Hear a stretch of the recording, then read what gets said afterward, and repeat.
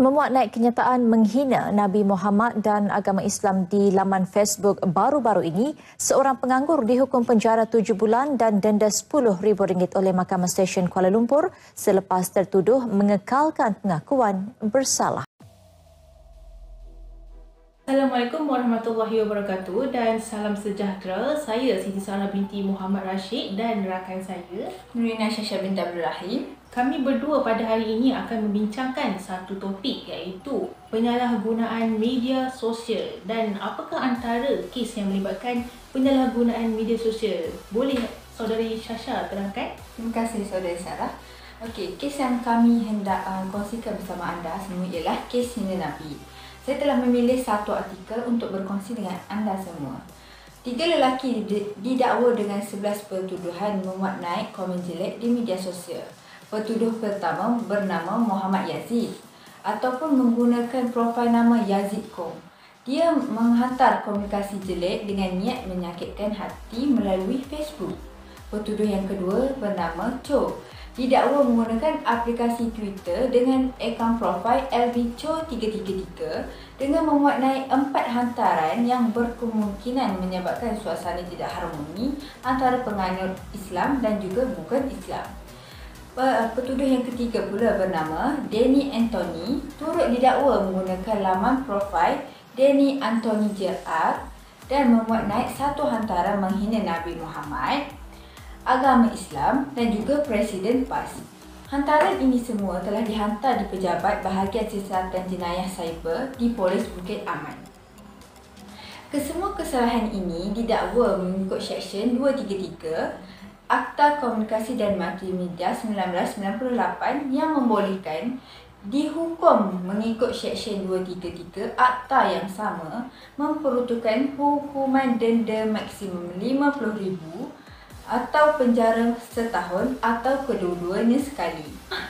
Mahkamah juga tidak membenarkan ketiga-tiga tertuduh diikat jamin kerana dikhawatiri jaminan yang diberi membuatkan mereka boleh berpeluang ataupun boleh memuat naik status di media sosial kerana mempunyai akses internet. Selain itu juga Sarah, polis menasihatkan orang ramai agar tidak menyalahgunakan media sosial atau sebarang rangkaian komunikasi dengan memuat naik atau berkongsi sebarang bentuk provokasi yang akan menyentuh sensitiviti agama ataupun perkauman. Ini kerana tindakan ini mencabar ataupun menghina kepercayaan atau agama-agama kaum lain boleh membangkitkan ketegangan kaum dalam masyarakat dan perlu dihentikan serta-merta. Okey, seterusnya saya ingin bertanyakan Sarah, adakah Sarah mempunyai media sosial? Ya, sudah tentu. Pastinya Sarah menggunakan media sosial sebaik mungkin Ya, kan? sudah semestinya saya menggunakan dengan baik.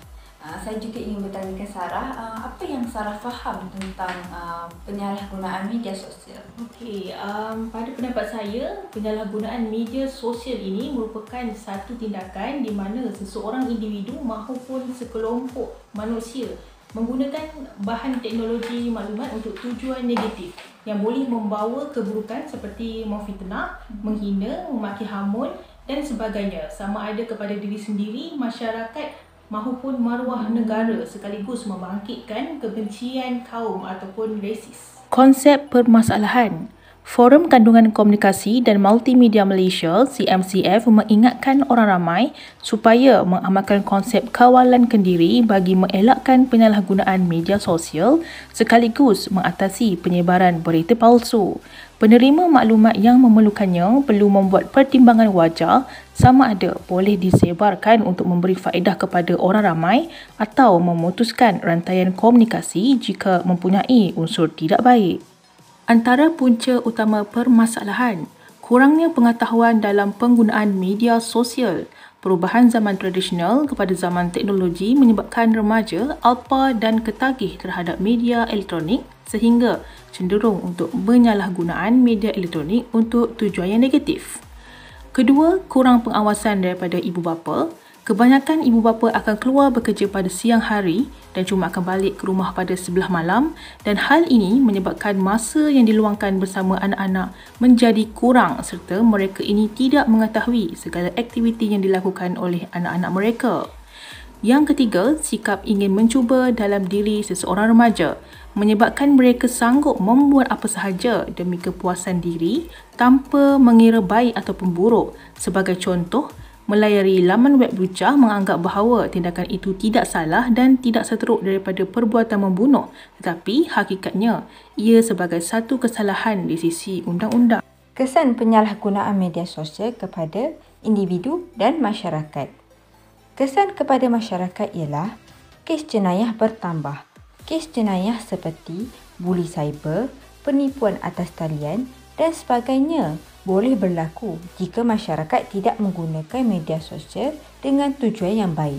Ini dapat dibuktikan dengan penambahan statistik jenayah cyber di Malaysia yang semakin membimbangkan dari semasa ke semasa.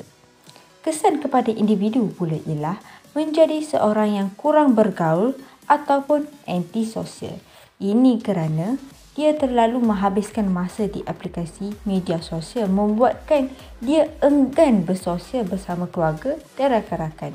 Korang pernah dengar tak orang yang baik ataupun peramah di media sosial tetapi bila berjumpa secara realiti mereka menjadi pendiam dan tidak berborak?